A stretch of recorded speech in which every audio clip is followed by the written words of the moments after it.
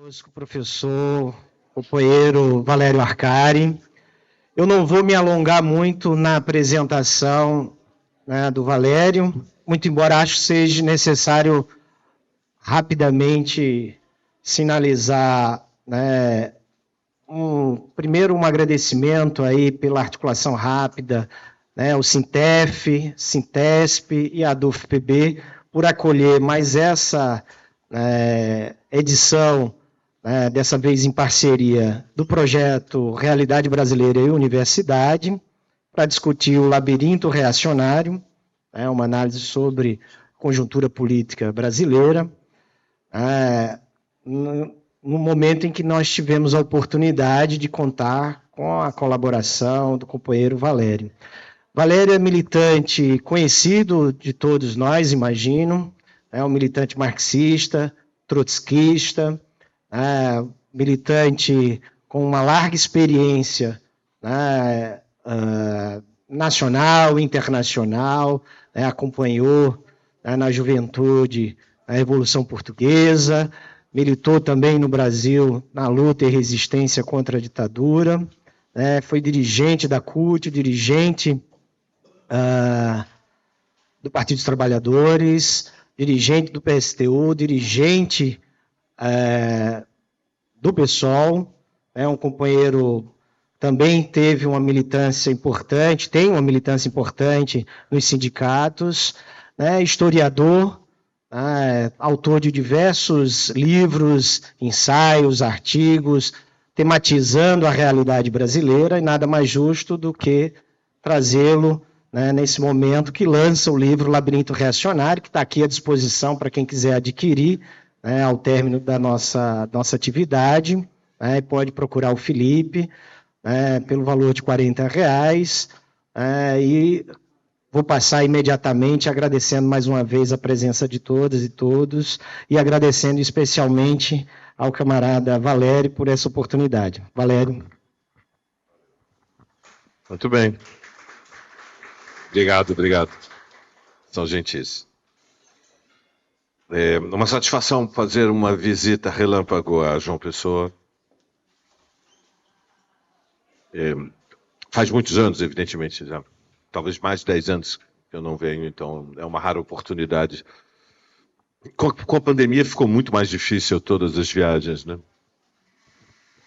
E, bom, a vida em São Paulo não é simples, então é uma pequena alegria poder sair de São Paulo e da rotina feroz, dura, que se impõe de maneira avassaladora.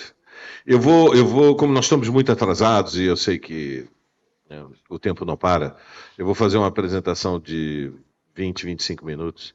Vou desenvolver 3 ideias que talvez sejam úteis para vocês terem uma visão do livro.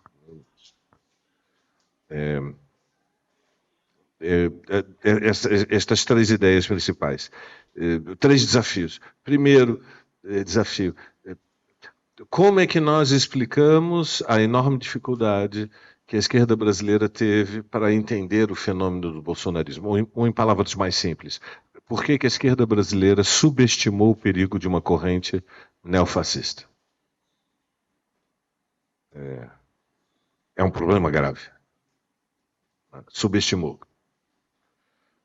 A rigor, para sermos justos, não é só a esquerda brasileira. A esquerda argentina subestima completamente o perigo da corrente neofascista liderada por Milei. Vocês sabem que haverá eleições agora, dia 19, sem ser este domingo, uma semana. E o que talvez vocês não saibam é que não houve nenhuma corrente, podia ter uma, não faltam correntes de esquerda na Argentina.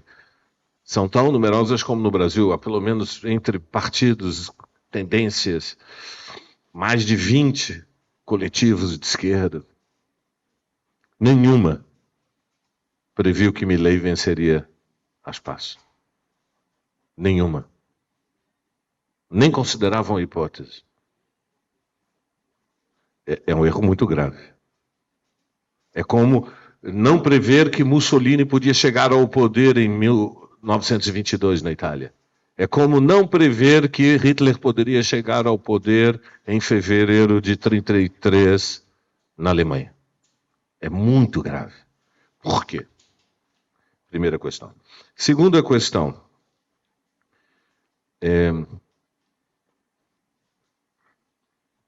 Qual é o projeto dos neofascistas? Por que nós estamos em 2023 e um fenômeno político que foi próprio do período entre as guerras mundiais do século XX, basicamente, o fascismo foi uma corrente com peso de massas entre os anos 20 e os anos 30.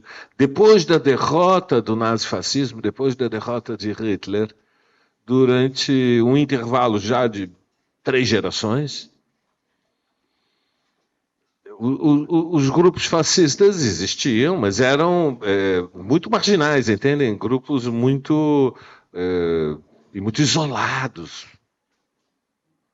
E, de repente, tem uma audiência de milhões, dividem sociedades.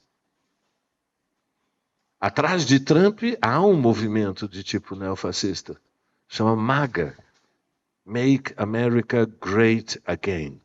O New York Times, nesta edição do último fim de semana, publica uma pesquisa que é muito interessante. Como vocês sabem, nos Estados Unidos o sistema eleitoral é muito diferente do Brasil. A eleição é uma eleição majoritária pelos estados. Há 6 estados, 6, não 10, 6 dos 51, 6, que decidem o processo eleitoral.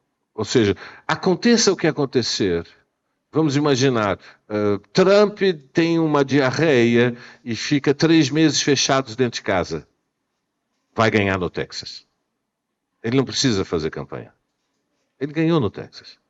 Os democratas não sabem se levam ou não o Biden. Por exemplo, Biden tem um AVC e há uma forte dúvida de que ele possa se recuperar. Mas o Partido Democrata mantém Biden como candidato. Vai ganhar na Califórnia, vai ganhar em Nova York, vai ganhar em Massachusetts. Só há 6 estados em que não se sabe. Então, o New York Times publica uma reportagem dos 6 estados e em 5 Trump vence. Dos 6. Em 5, Trump vence. Portanto, o perigo de Trump vencer as eleições, estamos há um ano, é uma distância enorme na luta política. As massas têm memória muito curta, sabem, compreendem isto. Muitos de vocês são ativistas sindicais. É uma das primeiras coisas que tem que se aprender num sindicato. Ter muita paciência com as massas. As massas têm memória muito curta. Aprendem só com a experiência e esquecem com muita facilidade. Isto é muito importante, senão a gente fica muito zangado com a nossa base social rápido demais. Isto não é um bom critério. A gente tem que ficar zangado com os inimigos de classe, mas não fechar os olhos para a nossa base. Então, as massas, elas têm uma memória curta e, portanto, as lições, elas não ficam gravadas na consciência. A consciência oscila, ela avança, ela fica estagnada, depois ela recua. E, às vezes, recua mais uma vez. É um movimento permanente, é uma luta de classe, é uma luta pela consciência das massas. É imprevisível, portanto, o resultado das eleições norte-americanas. Hoje, neste momento, é imprevisível o resultado das eleições na Argentina. Totalmente imprevisível. Mas o tema do neofascismo tem enorme importância. Cisto estes 2 países, podia dar outros exemplos. Então a pergunta segunda que eu quero responder é esta: por que o neofascismo ressurge nos anos 20, 100 anos depois? Não é igual exatamente, mas é o herdeiro. Portanto, chamamos neo. As características fundamentais são: o fenômeno é o mesmo. Tem formas um pouco diferentes, porque o mundo mudou, evidentemente. Imaginem o que eram os anos 20, né, do século passado. Meu pai nasceu no início dos anos 20 do século passado. O Brasil era uma fazenda. O Brasil era completamente agrário. As cidades eram costeiras e ultraminoritárias. E quando falo do Brasil, pensemos à escala mundial, as transformações extraordinárias que aconteceram. No entanto, o fenômeno ressurge. Então, é uma grande pergunta. Terceira e última pergunta que eu vou tentar, se tiver tempo, explorar, é por que é tão forte no Brasil. Então, relembrando, primeira pergunta, por que a esquerda subestimou o bolsonarismo? Segunda, o que é o neofascismo, né, e por que ele ressurge 100 anos depois? E terceiro, por que no Brasil é tão forte? Porque eu vejo, podíamos falar da Índia, mas o laboratório da história, a rigor, deste fenômeno, ele tem dimensão internacional, mas foi o Brasil, o laboratório, o primeiro país importante. O Brasil, vocês sabem, é um dos 12 países mais importantes do mundo, em qualquer modelo, sejam quais forem os indicadores e as variáveis. Pelo território, pela população, pelo desenvolvimento tecnológico, pelo tamanho do PIB, pela renda per capita, tem o Palmeiras, enfim, é grande. Tem o Palmeiras, que é um bônus. Hoje tem. Eu sei. Hoje tem Flamengo. Eu estou sabendo. Muito bem, são essas três questões. Primeira pergunta, então, por que subestimou? É um tema ainda em debate. A rigor, só há hipóteses. É um problema muito grave, entendem? A investigação histórica, diante de problemas muito graves, muito complicados, ela tem que ser prudente. Trabalha com hipóteses. É recente, então estamos falando dos últimos 5, 6 anos. Então, há várias hipóteses. Vamos ver como se desenvolve em outros países. Talvez haja um padrão. Talvez não haja. Eu acho que há um padrão. Minha hipótese é que há um padrão.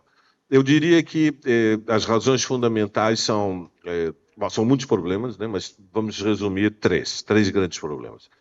Peso relativo de cada um, não sei. Tenho muitas dúvidas. Pensemos juntos, depois, quem sabe, vocês intervêm e dizem as vossas opiniões. Primeira razão, subestimou o bolsonarismo porque estava embriagada com a estabilidade do regime eleitoral que veio desde os anos 80. Ou seja, há uma ilusão de ótica quando um regime político é estável durante tantas décadas. Para o Brasil foi muito excepcional, vocês entendem? Por exemplo, a geração do meu pai e da minha mãe viveram muito poucos anos em que havia liberdades democráticas. Na vida adulta deles, chegaram à vida adulta no final dos anos 30, viveram até os anos 90.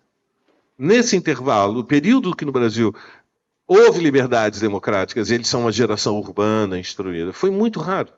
Foi tão raro que eu vou vos contar uma anedota pessoal.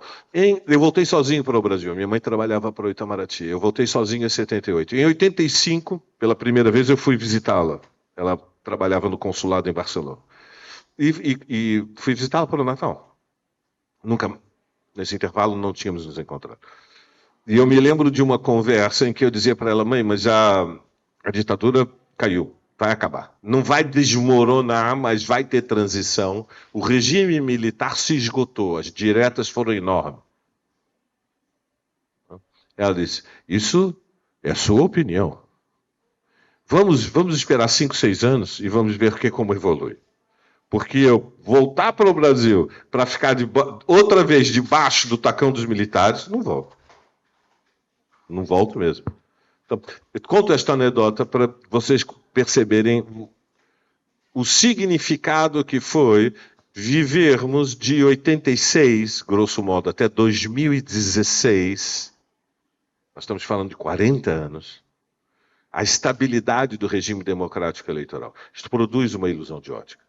Isto teve um impacto enorme, por exemplo, dentro do PT. O PT votou em 87, no 5º encontro, as suas teses programáticas. Primeiro documento mais adulto do PT. Até 87 as resoluções eram superficiais, eram um momento.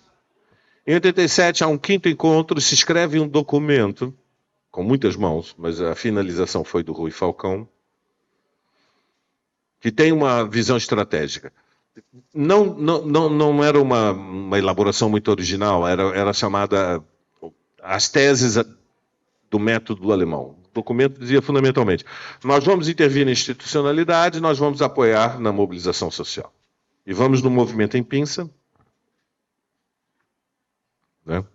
Vocês estão vendo o movimento do ataque do Palmeiras hoje contra o Flamengo. Em pinça. Né? O Hendrick pelo meio. Certo? Movimento em pinça. Intervir nas eleições, se apoiar na mobilização social. O que prevalece? Depende da relação de forças. O plano é, através da institucionalidade, vencer e chegar ao governo. Chegou ao governo, não chegou ao poder. Porém, ao tentar fazer reformas, a classe dominante brasileira é tão reacionária que ela vai tentar dar o golpe. Mas nós somos olho vivo, perna longa, estamos espertos. Quando tentarem dar o golpe, nós damos o contragolpe. É a Revolução Brasileira. É uma revolução em autodefesa do governo que chegou através das urnas. Essa era a tática. 40 anos, evidentemente, a direção, o campo majoritário do PT esqueceu essa tática. Chegou o governo, não teve as reformas estruturais e a classe dominante apoiou os governos do PT até 2016. Ironia da história, em 2016 ninguém mais lembrava as teses do Quinto Encontro, nem o Rui Falcão, que deu a versão final ao documento. Ninguém lembrava mais. E o golpe veio. Veio em câmara lenta, digamos. 40 anos. Veio em câmara lenta. Demorou, mas veio. A hipótese passou a prova na história. Mesmo um governo reformista moderado, num país como o Brasil, desperta o ódio da classe dominante e, se há oportunidade, eles rompem com as regras, desafiam as liberdades democráticas e dão o golpe. Então, primeiro elemento, subestima o bolsonarismo pela mesma razão que não levou seriamente a possibilidade de que houvesse o golpe. Não viu o golpe e depois não viu o bolsonarismo. Vamos ser justos, não foi só a direção do PT que não viu, foi praticamente toda a esquerda. Praticamente toda a esquerda. Eu vou ser sincero, eu só vi em dezembro de 2015 e o golpe foi em abril de 2016. Quando eu percebi, eu estava no PSTU. Imediatamente construímos uma corrente, construímos uma tendência e rompemos. Porque não podíamos estar no PSTU enquanto a burguesia dava o golpe contra o governo do PT e o PSTU na rua gritando fora Dilma e a burguesia também fora Dilma. Ou seja, quero ser honesto com vocês, foi, digamos, na iminência de dar o passo no abismo que eu comecei a escrever, não, mudou tudo, é grave. Comecei a escrever desesperadamente 2, 3 artigos por semana, mandando para todas as principais publicações. Pessoal, é o abismo, estamos chegando ao abismo. Já para as ruas, contra o golpe. Internamente no PSTU, dizendo, é uma questão de princípio, vocês estão loucos. Então, primeiro tema é a ilusão da estabilidade. A democracia produz no ativismo. As massas no Brasil, elas, curiosamente, este efeito hipnótico que atinge os setores mais ativistas da esquerda, as amplas massas são mais indiferentes em relação ao regime. É como a política... São as vantagens do atraso. Conhecem esta fórmula? É uma fórmula dialética que diz, o atraso é ruim. Mas, ironicamente, há vantagens no atraso. É uma dialética que significa algo contraditório. Qual é a vantagem do atraso? As amplas massas brasileiras têm muito pouca experiência política. E não têm muita memória histórica. Ou seja, comparativamente, o povo argentino, quando nós pensamos na sua complexidade, as diferentes classes sociais, as camadas médias, os trabalhadores, o semi-proletariado, o povo argentino é muito mais politizado, ou seja, é impensável na Argentina uma família que não tem uma definição política. É impensável. No Brasil, mais de 50% da população não tem preferência partidária depois de 40 anos de ininterruptas eleições de 2 em 2 anos. Você perguntar para a família o que você é. Não, eu sou corintiano, não. Eu sou vascaíno, não. Eu sou fluminense, eu sou... No Brasil, não ter clube de futebol é soberba, é pecado capital, está no Santo Agostinho. É puro orgulho. Sem contar que é uma excentricidade. Qual a sua opinião sobre o campeonato? Nenhuma, quero que morram. Isso não existe. Não existe. É um cara que é metido a besta. Mesmo quem não tem paixão por futebol, para evitar constrangimento, diz, não, eu sou do esporte. Para não chatearem ele. Eu nem quero saber de futebol. Mas é tão difícil explicar que se você não tiver preferência, o cara... E qual é a sua opinião política? Você é de direita ou de esquerda? Ainda não decidi. Mas que idade você tem? 63. Então tem mais tempo para decidir. Não tem mais tempo. É anormal. Você é de esquerda, de direita, quais são as suas preferências, sua opinião? Eu não tenho opinião sobre isso. E sobre o futebol? Sobre isso eu tenho muitas opiniões. Acho que o Vasco não cai. Mas o Corinthians pode cair. Todo mundo tem opinião. E as novelas? Mesma coisa, as pessoas têm opinião. Tem o vilão, tem o subvilão, tem o triple vilão, tem vilão de primeira, de segunda, de terceira. Muito bem. Então, a vantagem do atraso qual é? As massas têm poucas expectativas nos processos. A luta política se desenvolve num universo da qual a ampla maioria do nosso povo não participa. A política é um assunto quase para especialistas. O que você pensa sobre a votação da reforma tributária que deve ocorrer hoje à tarde, no Senado da República? O que você pensa dessa reforma tributária? Eu tenho que ter opinião sobre isso, é um assunto de técnico. O que você pensa do arcabouço? Eu tenho que ter opinião. Arcabouço fiscal, eu tenho que ter opinião sobre isso. Qual é a vantagem? A vantagem é que tampouco tem expectativas muito grandes, não tem muita esperança, não espera que a sua vida vá mudar pela iniciativa da política. Então, enquanto que no ativismo a expectativa é muito grande. É por ter expectativas muito grandes no jogo institucional que se deixou embriagar pela ideia de que a burguesia poderia respeitar as regras e não dar o golpe. E, portanto, não viu que o ovo da serpente estava gestando um monstro. Eu creio que essa é uma hipótese interessante. Segundo tema. O que explica, neste momento da história, que surge o nazifascismo, esse neofascismo contemporâneo? Surge em função de um mundo que entrou em uma turbulência mais acelerada. Ocorreu uma mudança. Então, o perigo de nós não... O maior perigo que existe para militantes revolucionários é esperar o tempo todo que haja mudanças revolucionárias na sociedade, mas elas são raras. E cansar de esperar de tal maneira, quando elas chegam, não as vê. Compreende? Esperou tempo demais, cansou. Então, houve uma grande mudança no mundo nos últimos 7 ou 8 anos. Por uma combinação de 5 elementos. São mais, mas eu vou 5 principais.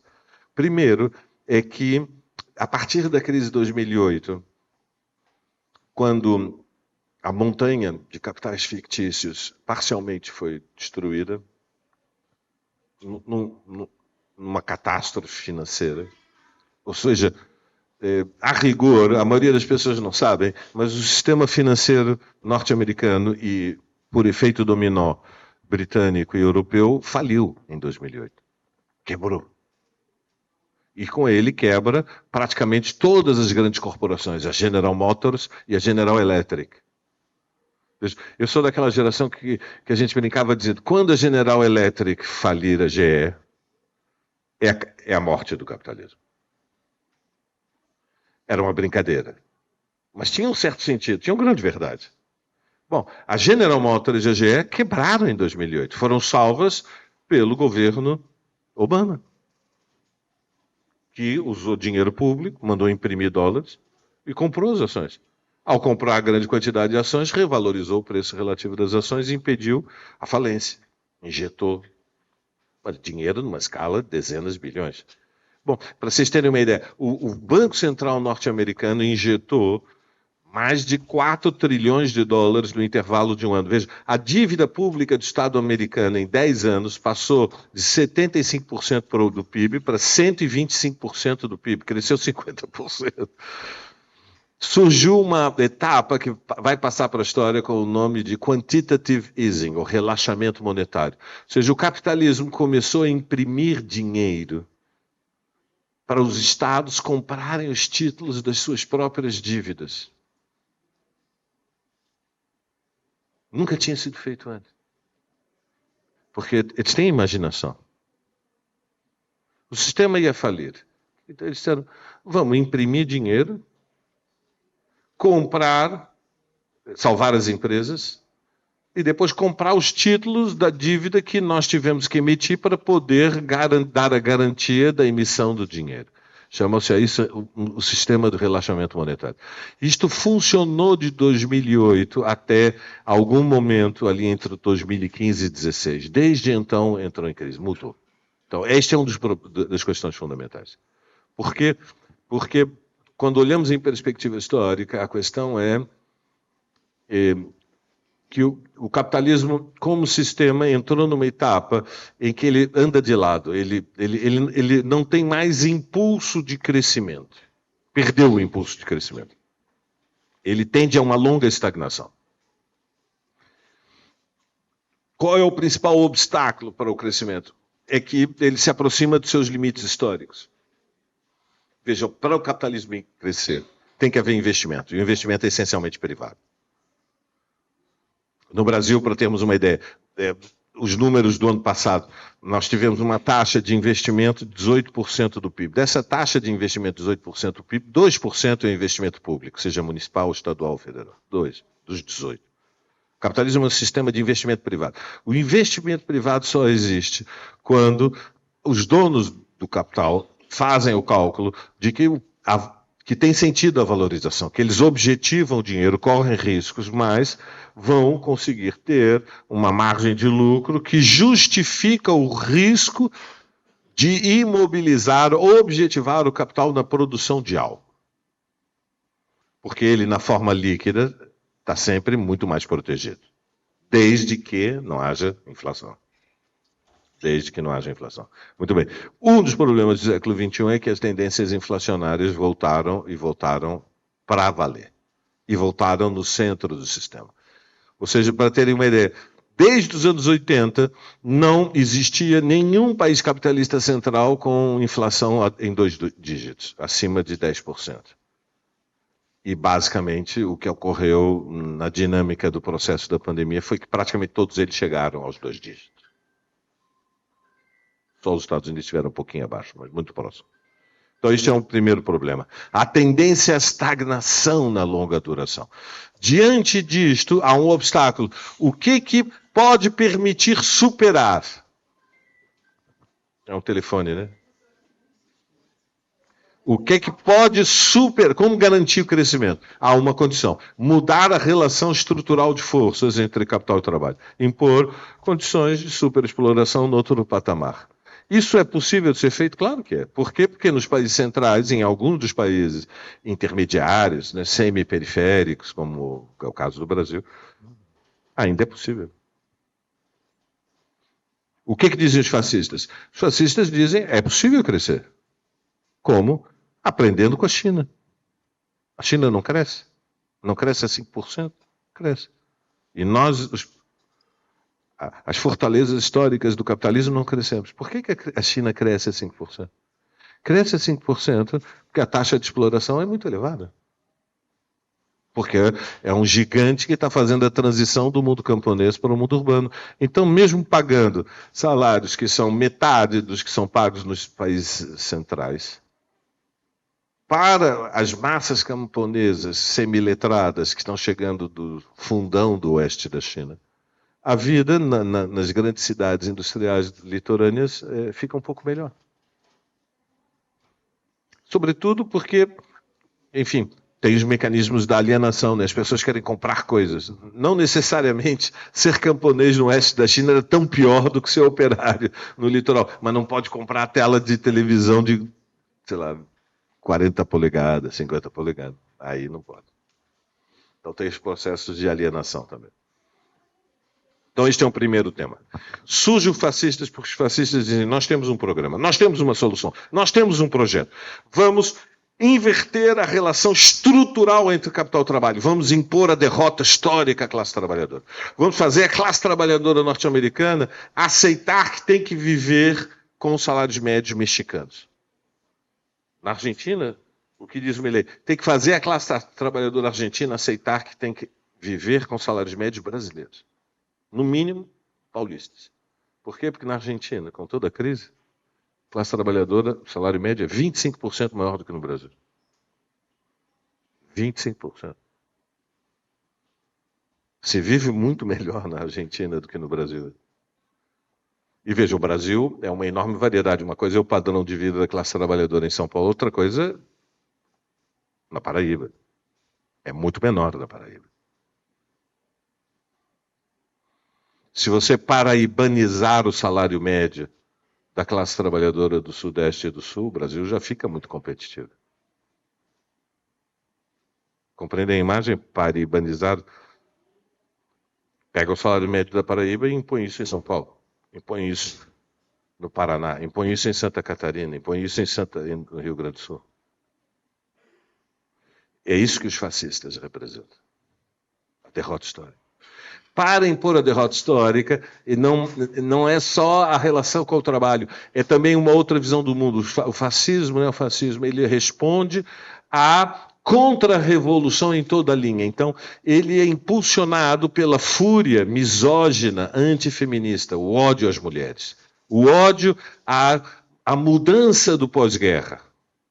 As mulheres vindo para as cidades, as mulheres entrando no mercado de trabalho, conquistando independência econômica, conquistando o direito ao divórcio, planejando a família, apostando no aumento da escolaridade média dos seus filhos e exigindo compartilhamento de decisões dentro da vida doméstica.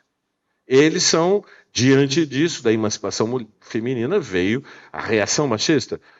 Então, nós tivemos, ao longo dos últimos 30 anos, ondas mais acentuadas nos países pioneiros, mais retardatárias nos países que chegaram depois, de reação. Então, nós estamos falando de feminicídio, é uma onda mundial que tem 30 anos. Chegou no Brasil com todo o peso nos últimos 10 anos. Por quê? Porque é esta geração que chegou à vida adulta, já depois do fim da ditadura, é a geração feminina que desafia, confronta. Mudou a relação de força. Quando a minha mãe se separou do meu pai, foi um escândalo na família. Ninguém gostava do meu pai na família da minha mãe. Ficaram todos do lado do meu pai. Não gostavam do meu pai, porque o meu pai era um homem de esquerda, ele era mais próximo do Partido Comunista, participou da defesa em 55 da Rádio Nacional, era antigolpista. A família da minha mãe era toda furiosamente anticomunista, generais do Exército Brasileiro. O nome da família da minha mãe eu não uso, são a família Montarroios. São 3 gerações de oficiais do Exército, generais. O Montarroios, você acha o nome? Arroios. Montarroios. General! Meu general! O segundo tema é, no Brasil, o silenciamento do movimento negro. Os fascistas eles respondem também a uma transformação estrutural do Brasil, desde o fim da ditadura. É que uma nova geração negra, urbana, mais instruída, reivindica espaço e posições. E vejam, no Brasil, o tema do racismo foi durante gerações seguidas, ininterruptas, um tema tabu, um tema proibido. Mas, de fato, o Brasil era uma sociedade fraturada em castas.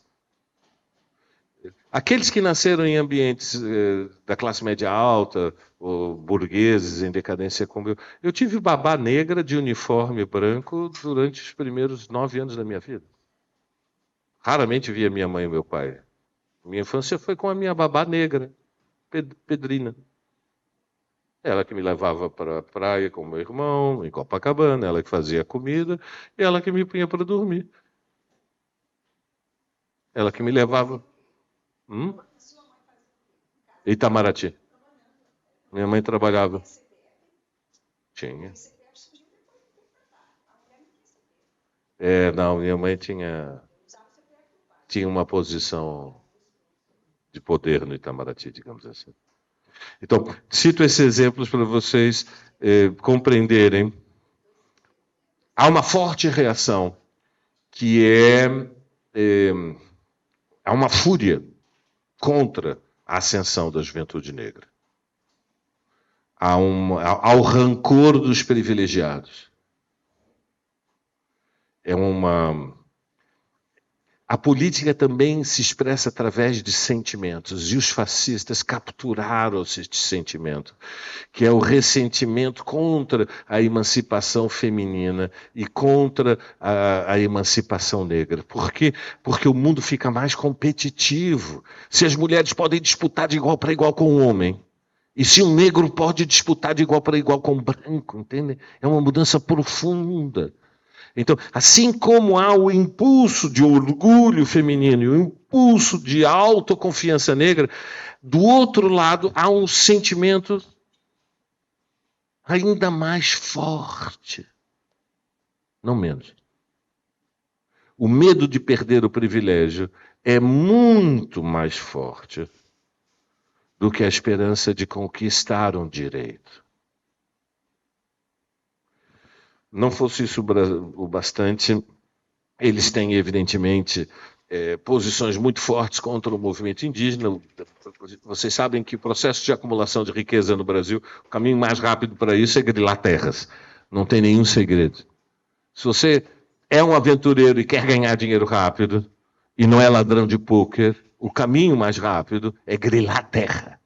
É botar um revólver, uma pistola na cintura, uma espingarda e ir para a fronteira agrícola. Isso significa hoje no Brasil ir para o sul da Amazônia. E se tiver disposição de matar ou morrer, você vai conquistar a terra, vai ganhar dinheiro. Mas há um obstáculo. Tem os povos indígenas. Então, este é outro tema que enfurece, leva à loucura a parcela majoritária do agronegócio que apoia o bolsonarismo. É a fronteira agrícola. Como vocês querem interromper a fronteira agrícola? Querem congelar, querem uma quarentena na Amazônia, perderam o juízo. A fronteira agrícola se expandindo, explica por que o Brasil ficou mais rico, mais moderno. De onde vocês pensam que veio o dinheiro, construiu Brasília, construiu Goiânia, construiu Mato Grosso, construiu o Tocantins? Veio da onde? Choveu? Não! Foi a fronteira agrícola, foi o boi no pasto, foi a soja.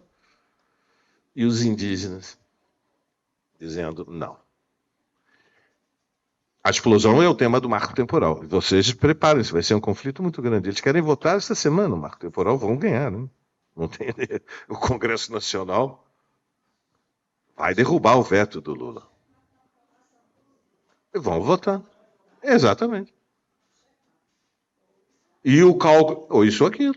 Vai ser assim. E, portanto, fica na mão de quem decidir? Do Supremo. Só não vai passar a tese do marco temporal se o Alexandre de Moraes diz aqui não passa. Só. Porque o governo entregou os pontos. O governo entregou. Veja, a fúria dos fascistas contra o Alexandre de Moraes não é gratuita. O ódio deles contra o Xandão é imenso. O outro tema é o tema da aterrorização dos LGBTs. Não é um elemento secundário no neofascismo. A homofobia.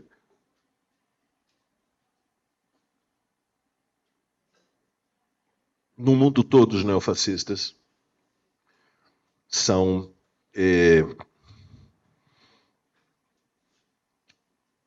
Eles odeiam, têm medo e odeiam os LGBTs. Evidentemente, os plenos direitos dos LGBTs é uma das transformações mais importantes culturais dos últimos 25 anos. Nós estamos falando de entre 15% e 20% da população mundial. Só para a gente ter sentido as proporções. Entre 15% e 20% da população mundial, isto oscila em função do grau de urbanização, ou seja, o mais provável é que os países onde os números são menores é porque ainda são países muito rurais, onde a autodeclaração não é razoável. Uma mulher lésbica não vai autodeclarar nas Filipinas. Qual é a sua orientação sexual? Eu sou lésbica. Isso não é possível. Mas nós estamos falando de um fenômeno muito importante, ou seja, grosso modo, 1 em cada 5 seres humanos tem uma orientação sexual que não é heteronormativa, tem uma outra forma de viver o amor. Isso é uma mudança muito grande. Nunca aconteceu no mundo nos últimos muitos milhares de anos. Então, os neofascistas, isto é uma diferença deste ano, né, deste momento, comparado com 100 anos atrás. É o aterrorizamento, eles são aterrorizados diante do movimento LGBT. E como eu moro em São Paulo, vocês sabem, São Paulo tem uma das maiores, se não a maior, marcha LGBT do mundo. Os 2 momentos em que os hotéis ficam lotados em São Paulo são na Fórmula 1 e na marcha LGBT. É um acontecimento turístico. Claro, o pessoal se entusiasma e diz que são 5 milhões, não cabe 5 milhões na Paulista. Não entra. É um desafio à realidade física.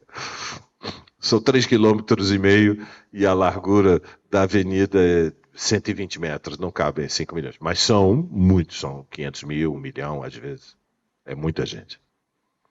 Isto produz... Os fachos nem saem de casa nesse dia. Mas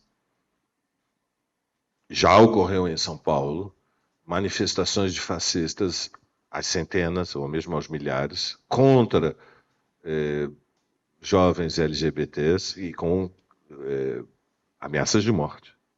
Nós vamos matar vocês. Assim mesmo, nós vamos matar.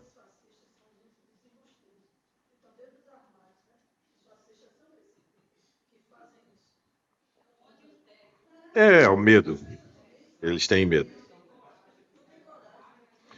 Agora, no que nos interessa, por último, outro elemento que explica por que surge o neofascismo é algo que diz respeito a nós que estamos nessa sala.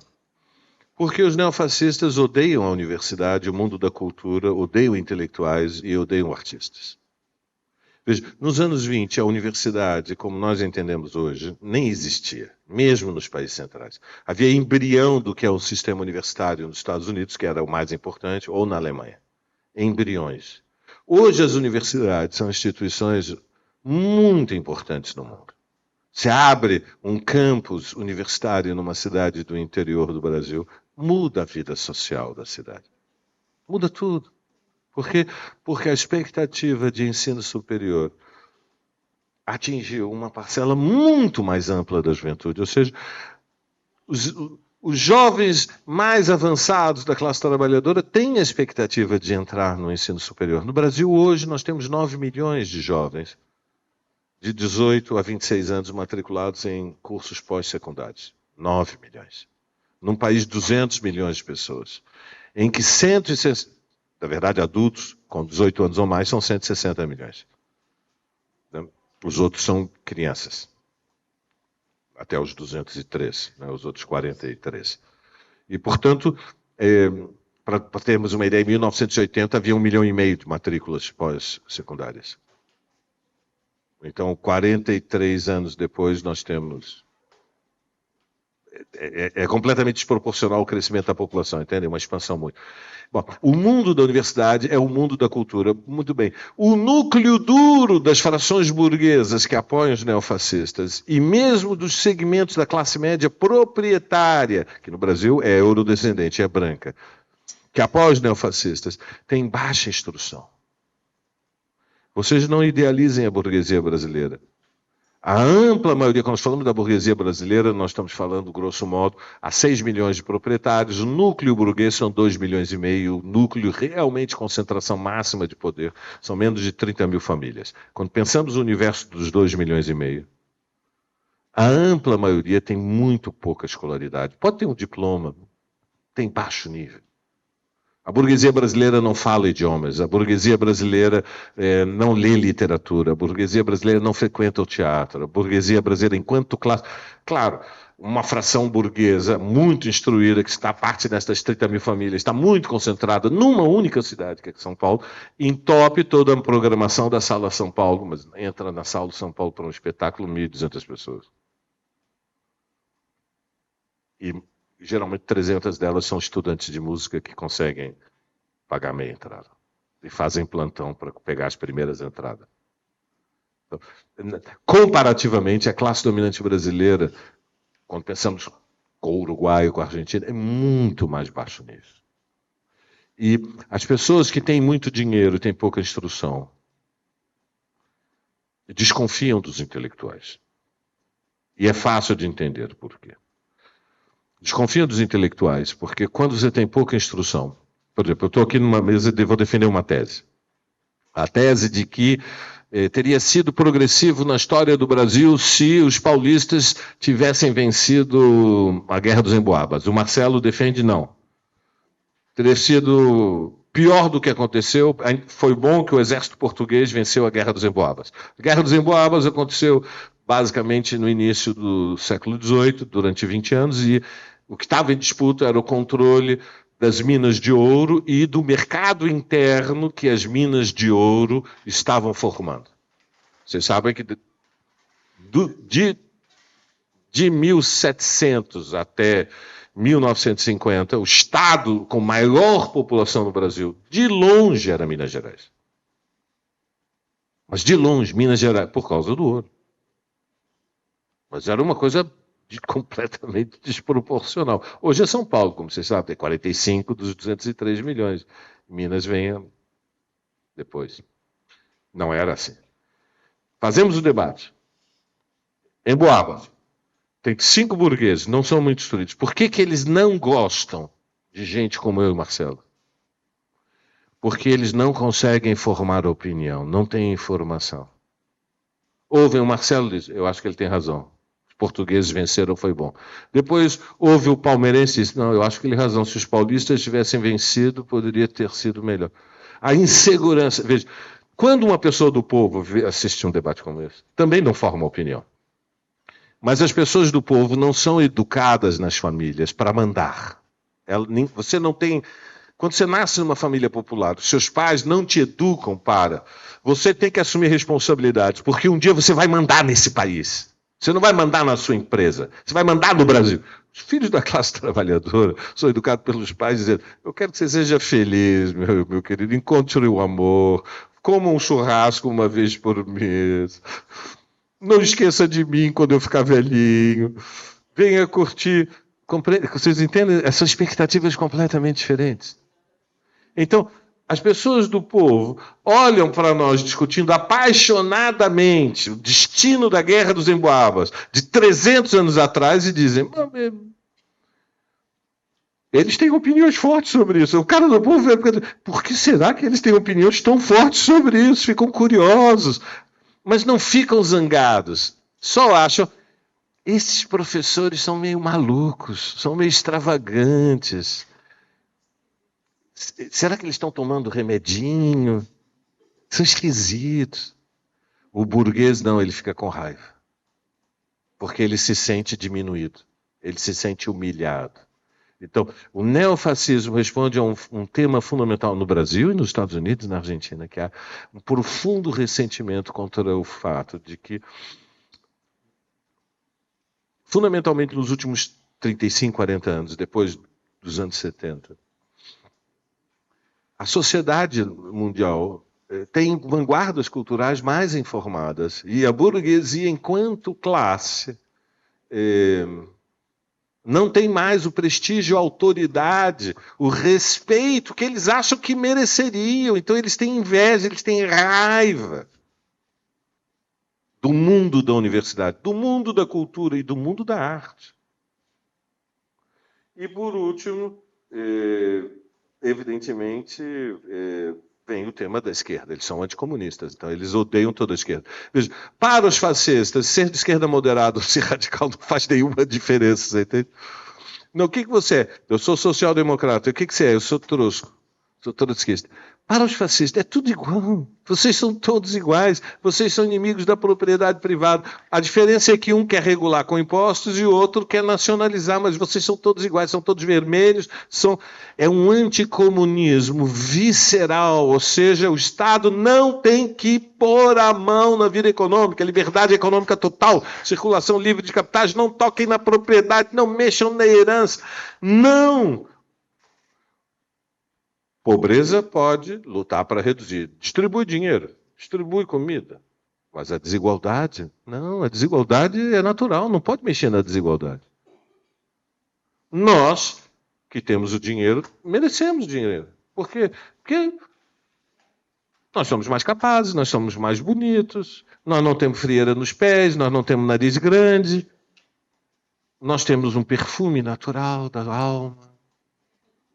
Contamina o ambiente. Há uma presunção de superioridade que é transferida de pais para os filhos. E pelo isolamento social, as pessoas vivem neste mundo paralelo em que elas acham mesmo que são superiores. Não se enganem. Eles entram na sala, olham para nós e vão olhar de cima para baixo. E quando vem que há organizações com militantes que, por abnegação, se organizam, formam núcleos, distribuem panfletos, vendem livros, agitam e lutam pela igualdade social, aí é a fúria total. Então, tudo isto, o sentimento anti-operário, o sentimento misógino, o sentimento homofóbico, o sentimento anti-indígena, a fúria antissindical, depois culmina no anticomunismo. O objetivo é impor a derrota histórica. O que é a derrota histórica? Termino. Todos os tipos de derrotas, entendem? Mas algumas derrotas são diferentes de outras. Por exemplo, o São Paulo levou 5 do Palmeiras, 5-0, no campeonato. Não é uma derrota histórica. É uma derrota humilhante, mas não é uma derrota histórica. Se o Corinthians cai para a segunda divisão, no final do ano, aí é uma derrota histórica. É de qualidade, estou mostrando. Na luta social, qual é o critério?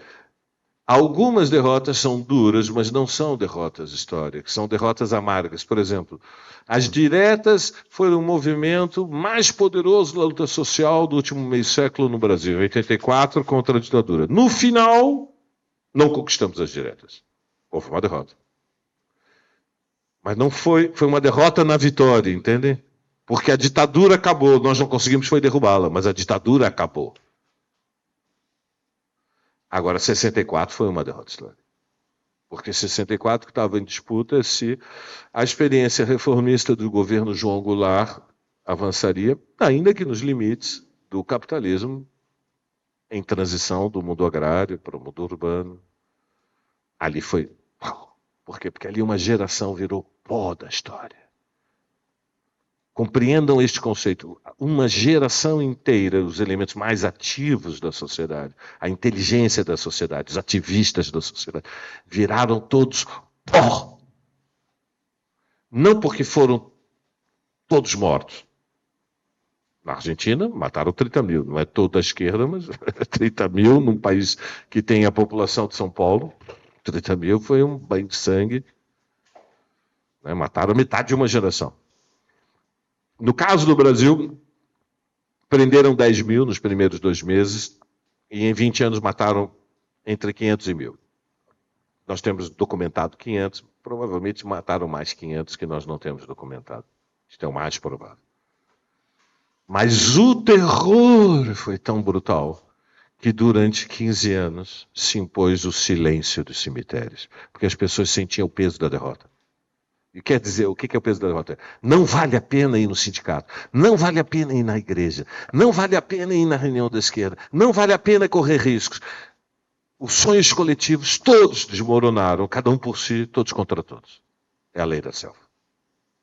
Aí tem um intervalo maior. O plano dos neofascistas é a derrota histórica. É nos Estados Unidos, é na Argentina e é no Brasil. Esse é o seu projeto. Muito bem. A terceira pergunta fica como uma dúvida para outro dia, porque já estamos muito avançados. Lembram, era, por que esta corrente ficou tão forte em primeiro lugar no Brasil? Por que nós fomos o laboratório da história? É um tema interessante. Veja, não é que o mundo não se interessa muito pelo Brasil? Sabem disso, não se ofendam. Aceitando dói menos. O mundo não se interessa muito pelo Brasil. Porém, com o tema do governo Bolsonaro, o mundo se interessou pelo Brasil.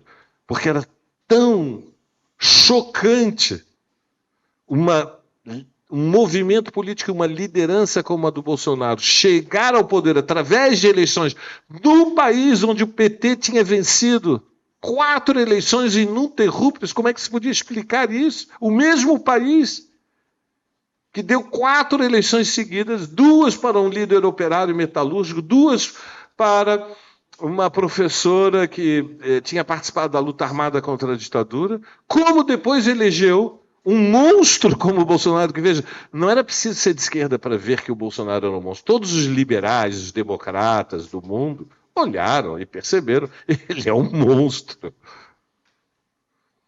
E, no entanto, isso aconteceu. Por que a peculiaridade brasileira? Bom, a resposta também está no livro. Agora, obrigado pela vossa atenção, perdoem qualquer coisa.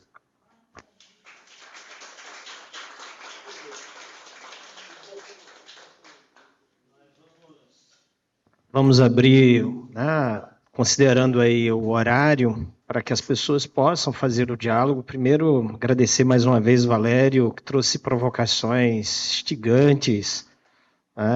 Eu já vou fazer um comentário rápido, já escritos, o Henrique, mas Ramos, Rômulo, desculpa, e Lucinha.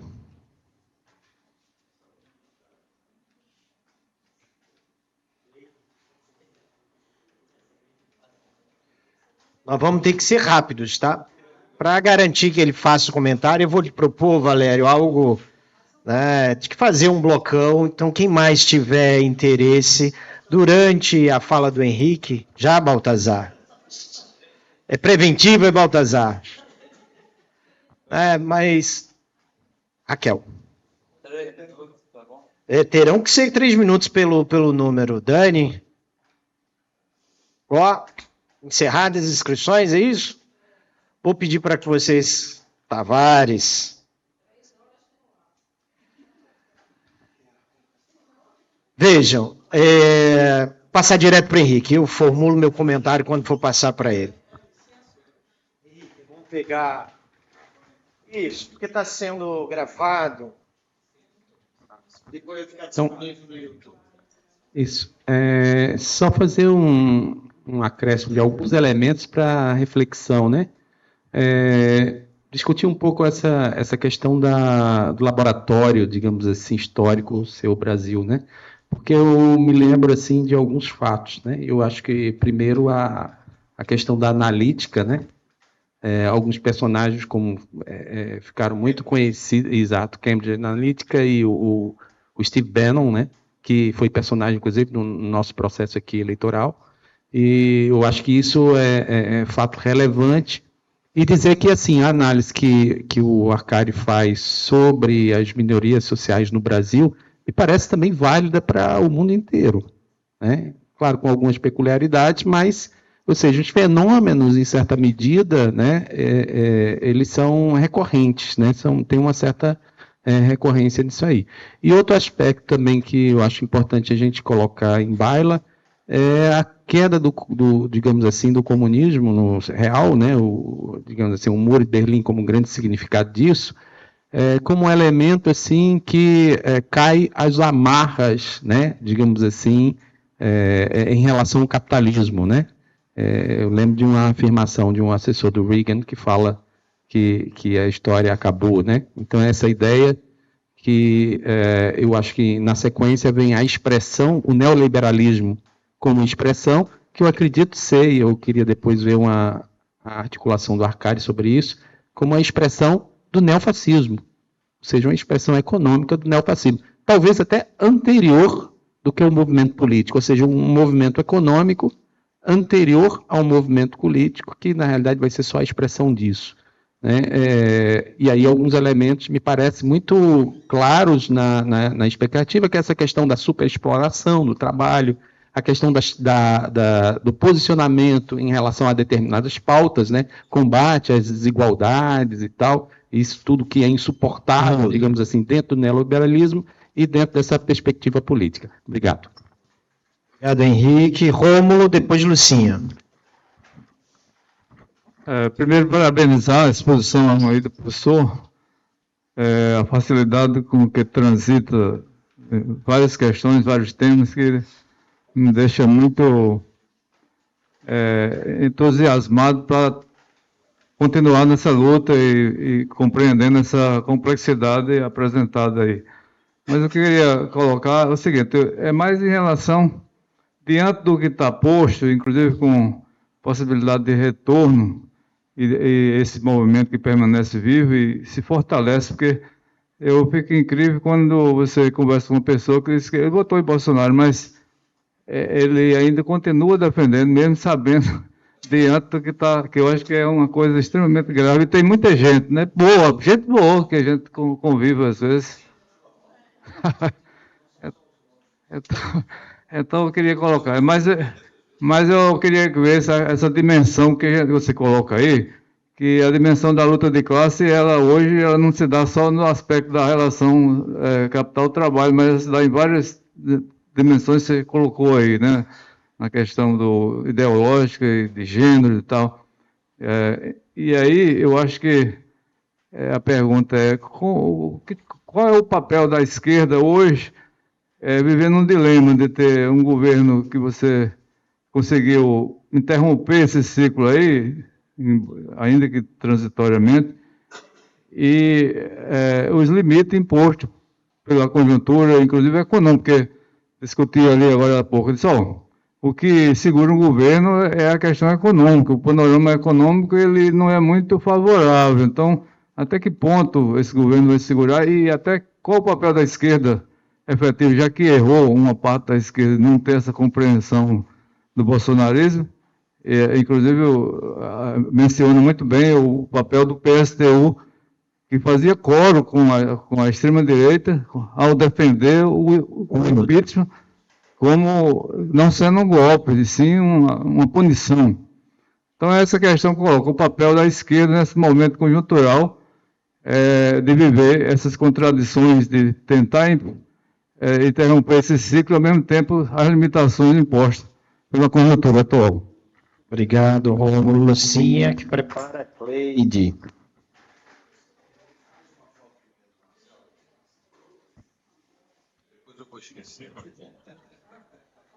A minha pergunta é bem curta e bem grossa.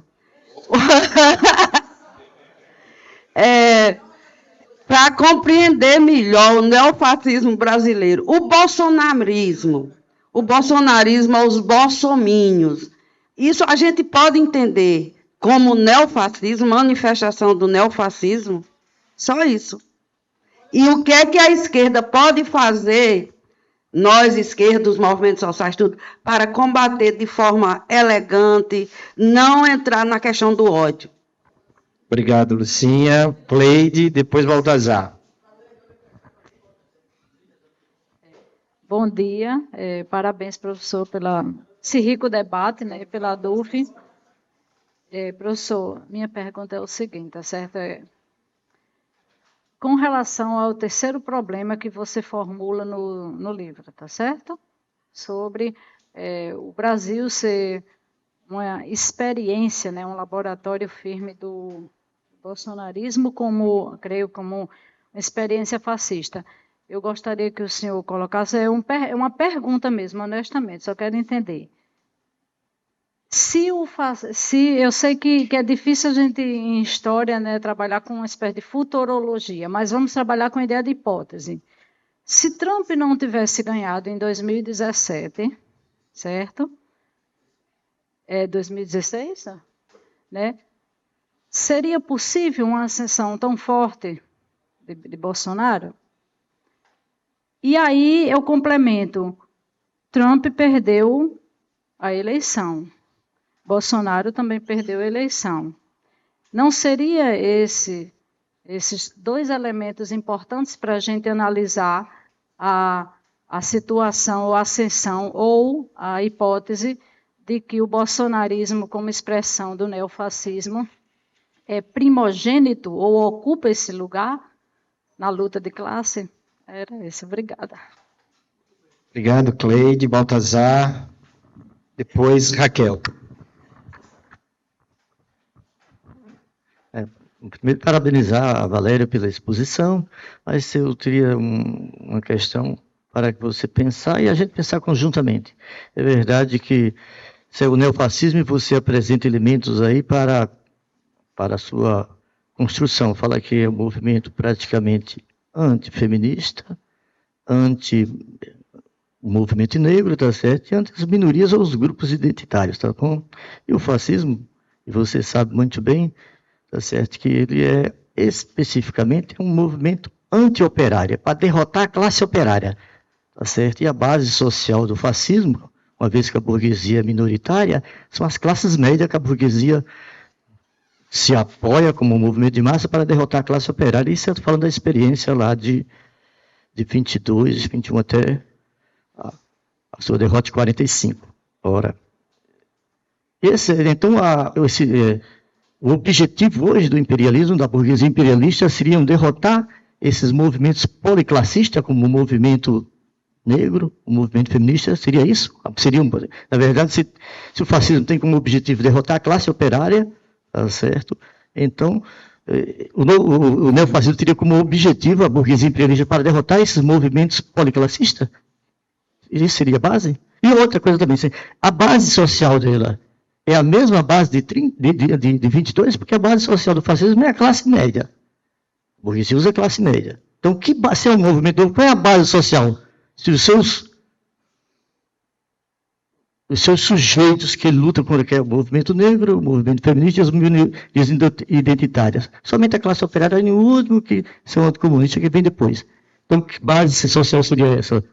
Desse movimento no neofascismo, que a burguesia se apoia, a burguesia imperialista. Raquel, que depois Daniele. Bom dia, parabéns e obrigado por ter vindo à universidade. É um prazer receber o professor. Nós elegemos com muita luta e muita garra o atual presidente. Foi uma luta, principalmente do Nordeste. Eu acredito que o Nordeste elegeu 70% aproximadamente do nordestino foi quem votou em Lula e ele só ganhou por 1%. E o Congresso conservador, fascista, fascistas, né?